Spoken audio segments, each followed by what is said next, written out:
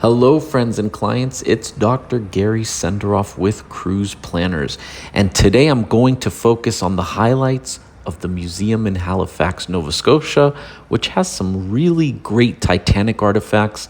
But then we're going to the cemetery where most of the Titanic victims were buried. So stay tuned to get the scoop of the Titanic memorabilia of Titanic in Halifax. Excuse me, guys. I'm just gonna go right through. Where this is a Titanic base tour, I thought you might find upstairs more interesting. So why don't we start with that? Does that make sense to you? Okay, so why don't I give you a little direction? And there we go. Okay. And if you go directly up those stairs, it will take you right into Titanic. And one of the first things we notice in this Titanic exhibit when we enter is a small-scale replica of the Titanic, which is really cool to see.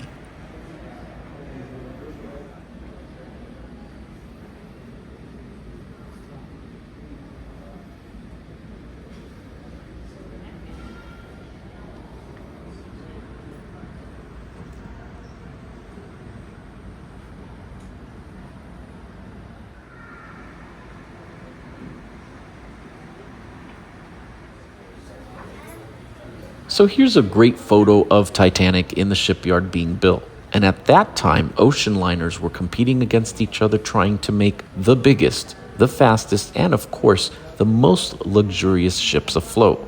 Titanic was no exception, and at that time of her maiden voyage, she was all of those things.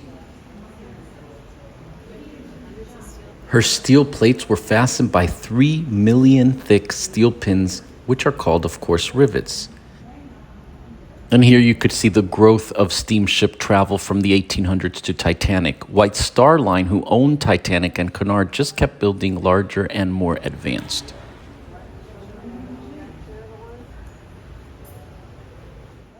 This cup and saucer are thought to be from the Olympic, and they would be exactly what would have been on Titanic for first-class passengers.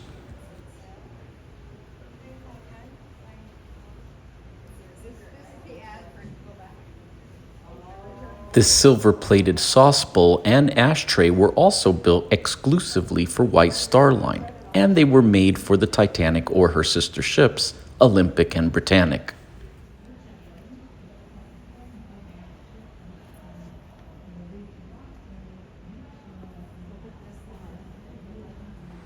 Here's a deck chair that was aboard the Titanic.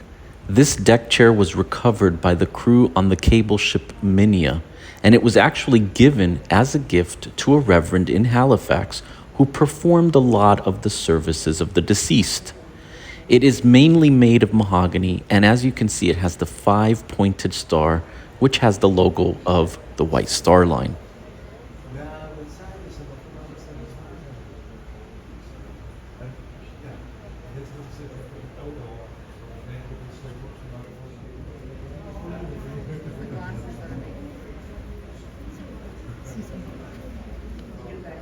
And here is a poster that hung in the windows of agencies in the US and Canada selling tickets on the Titanic from the New World. And here's a summarized record of the wireless calls that exploded all over the wireless network. This summary is from the Marconi Company located in Cape Race, which was about 400 nautical miles from where Titanic sunk.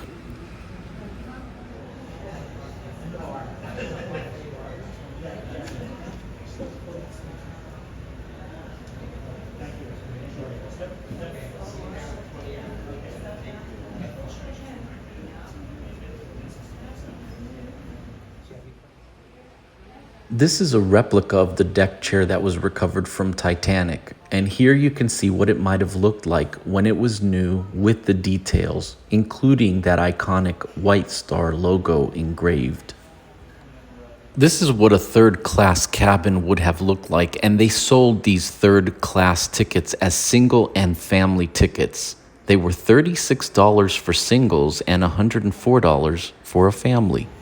15,000 people worked 3 years to build Titanic.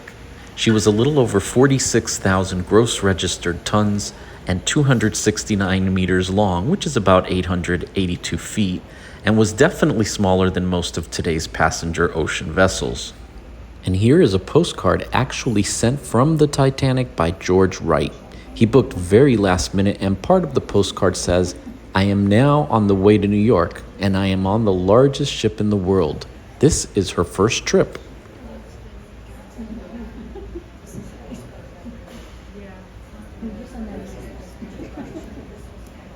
This is a mock-up of a first-class cabin, and the cost of first-class tickets really depended on a lot of factors.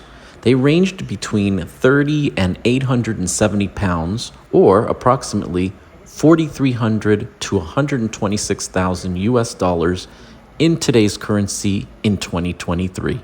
And for those of you who love that grand staircase, here's a balustrade from the landing on D-deck. And this shorter piece is from the smoking room. William Parker, who was on the recovery ship Minya, made this rosette from salvaged pieces he found floating above the wreck when they were searching for victims. Take a look at this picture. First-class passengers actually passed through this carved archway. This was also found by the Minya, who went to the wreck to find victims. This piece was kept by the captain of that cable ship, and thankfully it has made its way to this museum. You can only imagine the amount of labor to carve these wooden pieces that were eventually on for just a couple of days aboard Titanic.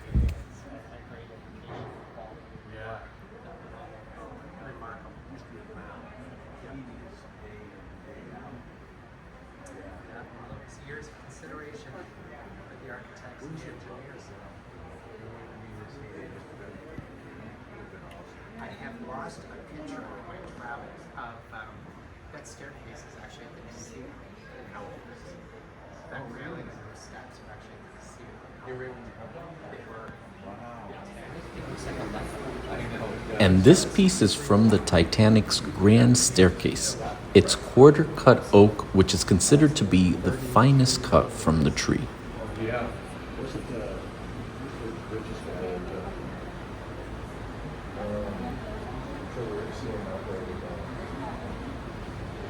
the banker? The reboot on that, the money's paid up for a show of us, someone was never paid up. No. Stunning.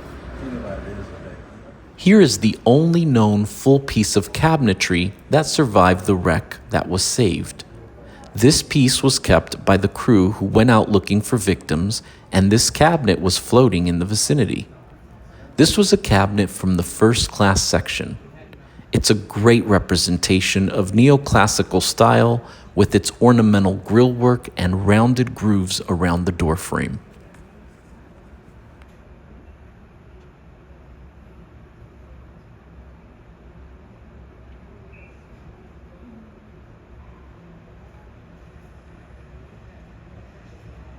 These shoes were saved by a police sergeant in Halifax who helped guard the bodies of the Titanic along with their personal belongings.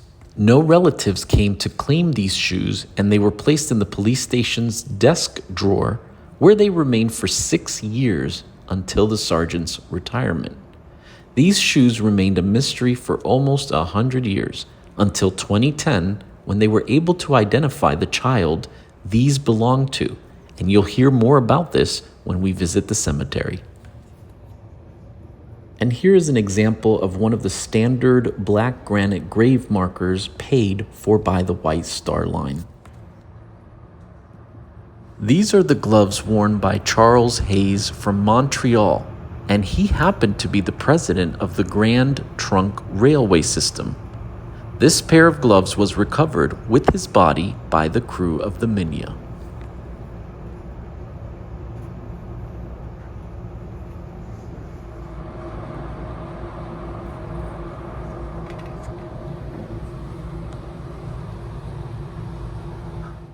And here's a closer look at a piece of life jacket worn by a Titanic victim, including this interior portion of the life jacket that was recovered from John Jacob Astor's body. You know, the richest guy on the ship. Yep, that's the one. And here's an officer's button that came off his uniform, and it was recovered by the Minya as well. This piece of oak was repurposed after it was salvaged from the wreck. It was common to take pieces of the wreck and repurpose them, and for this one, looks like cribbage. A lot of literature was published after Titanic, and it was romanticized, of course, just like the movie. Here's a first edition of A Night to Remember. And here is a third-class cup with the classic White Star logo that was also salvaged from the wreckage. The Maritime Museum has a lot of exhibits about all kinds of other ocean liners, wrecks, and other things nautical. So if you're here in Halifax, definitely pay it a visit.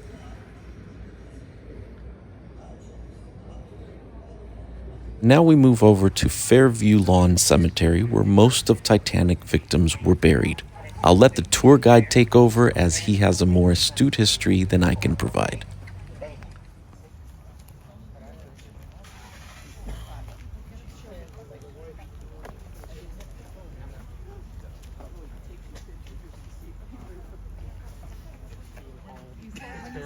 It's very comfortable for me. That's the way it was in my family. And it should be. Yeah. And it should be. There's nothing better than that. I love that stuff. So the only vessel that answered the call at SOS was the Carpathia, which was 56 miles away. But there were at least one, and I believe two other ships that were much closer, but neither of them responded to it. 2100 would have made their way back to New York as a result of the Carpathia coming back to retrieve them. 1400 in round terms would have lost their lives as a result of the sinking. 209 would have been brought back to the city of Halifax. 150 are here. The rest were repatriated back to their countries of origin.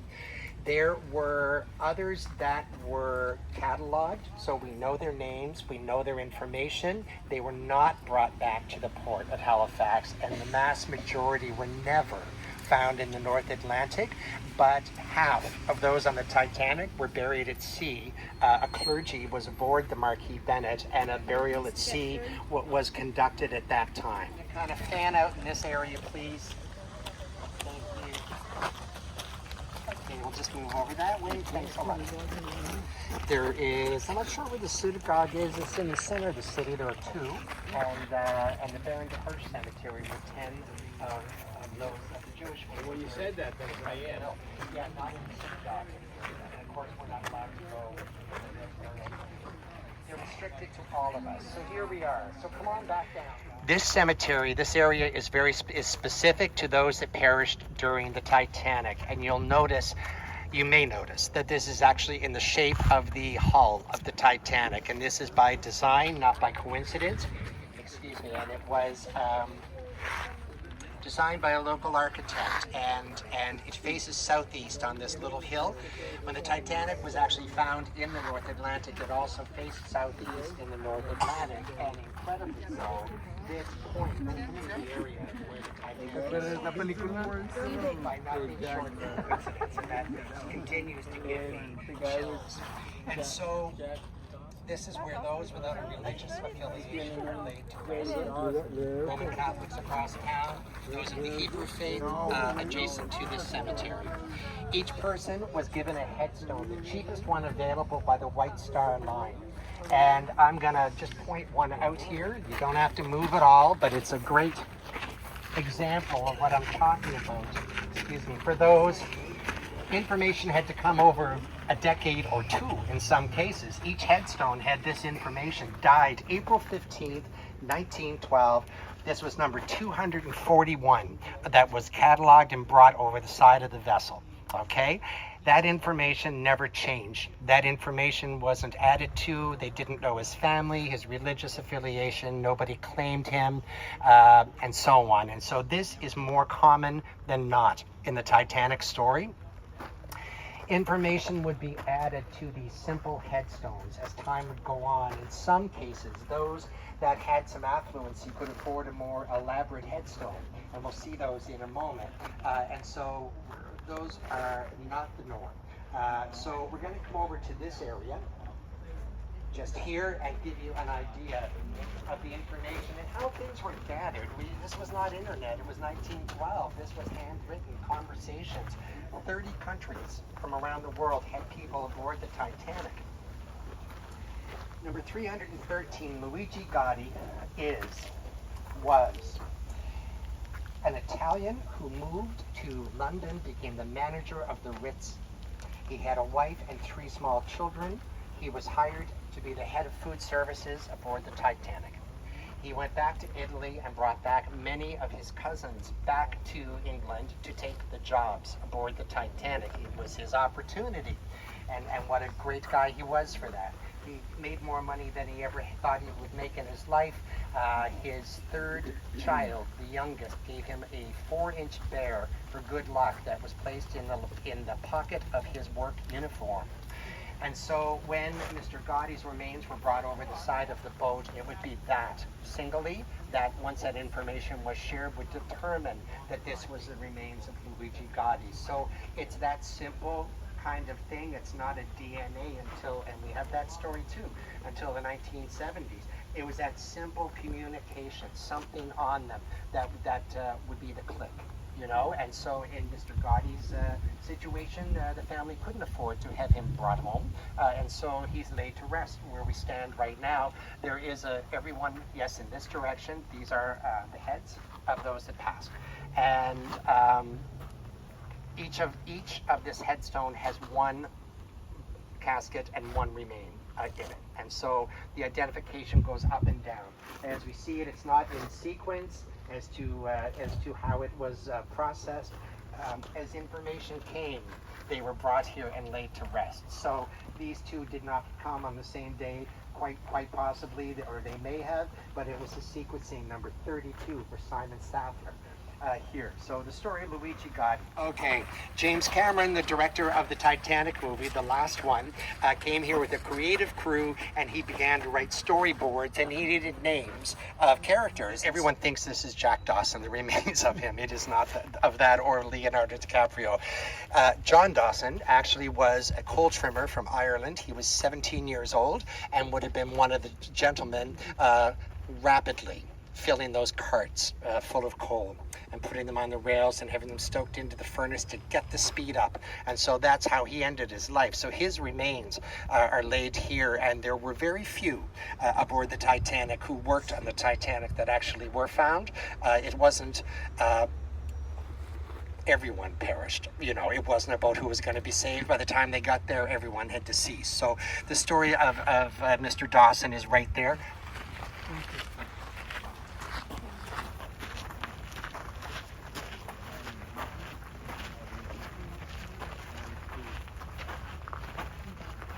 Kind of go out this way, if you don't mind. Just to your right-hand side, we'll fill in that circle.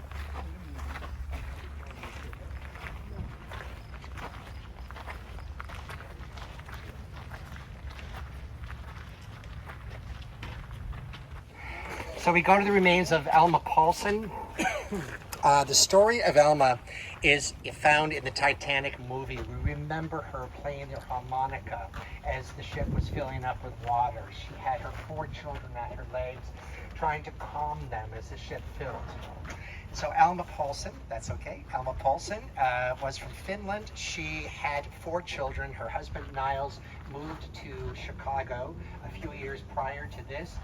And began a job as a tram operator in Chicago. So he raised enough money for Mrs. Paulson and her children to come to the U.S. So many of these ships that were not luxury were canceled. So many people were put in the third and steerage aboard the Titanic that were not supposed to be there. They hadn't booked it. This was a last resort and the best opportunity, with no guarantee of when the next ride would come into fashion. And so that is a piece which is remarkable to me. And so the Paulsons.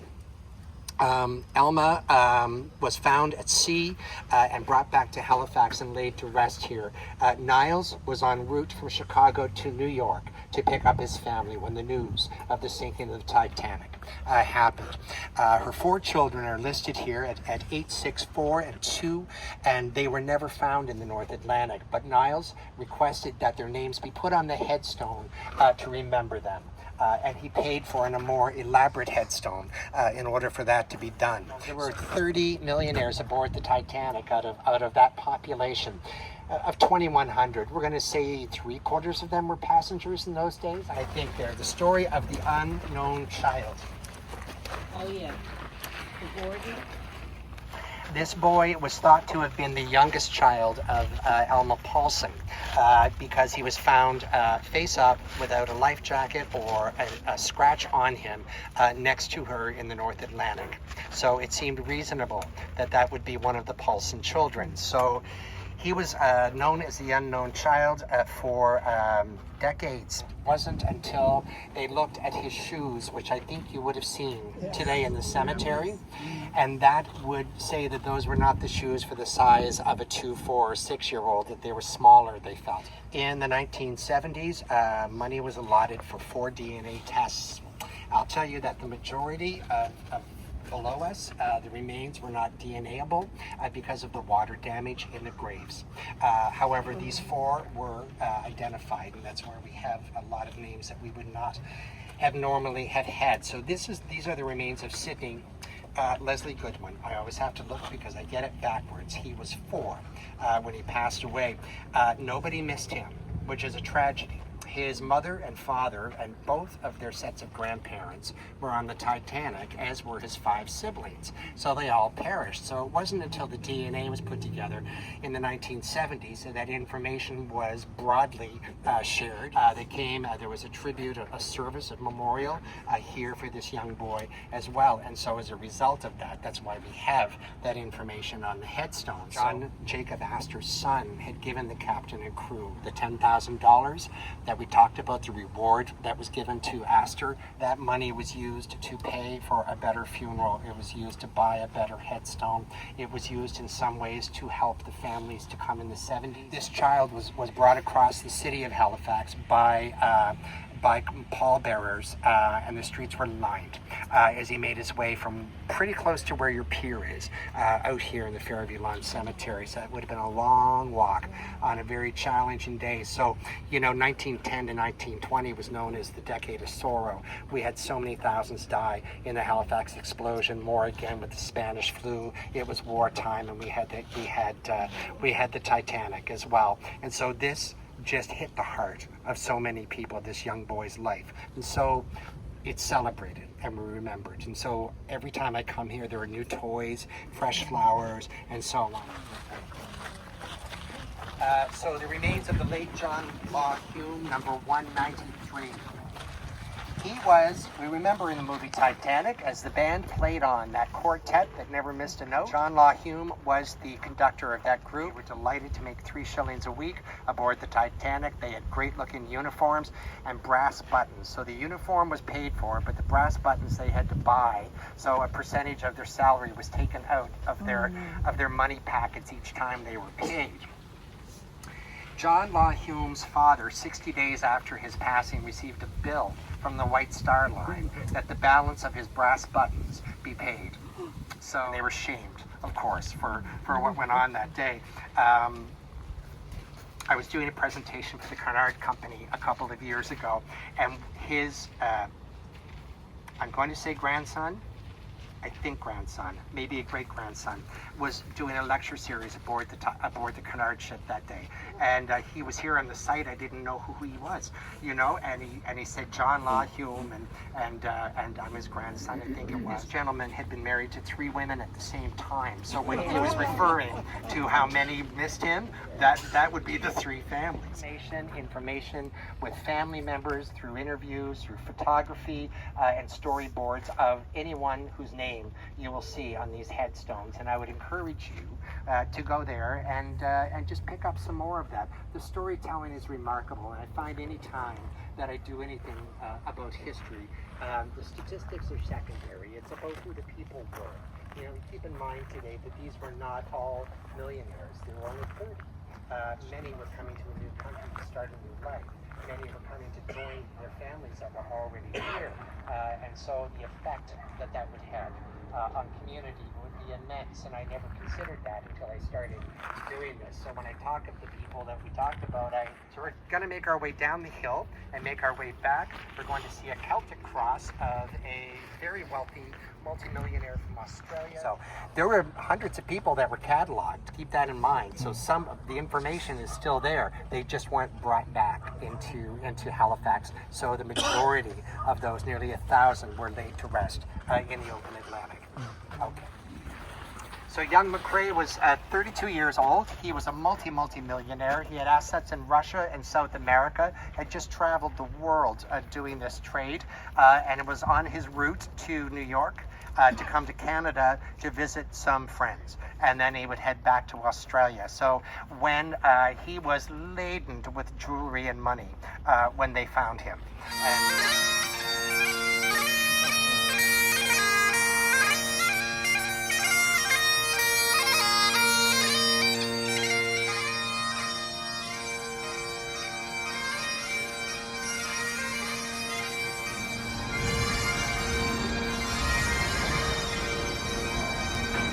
To get incredible values on your next vacation, email me at gary.senderoff@cruiseplanners.com. Also visit my website, www.tourdoctors.com, in order to get into my VIP email list.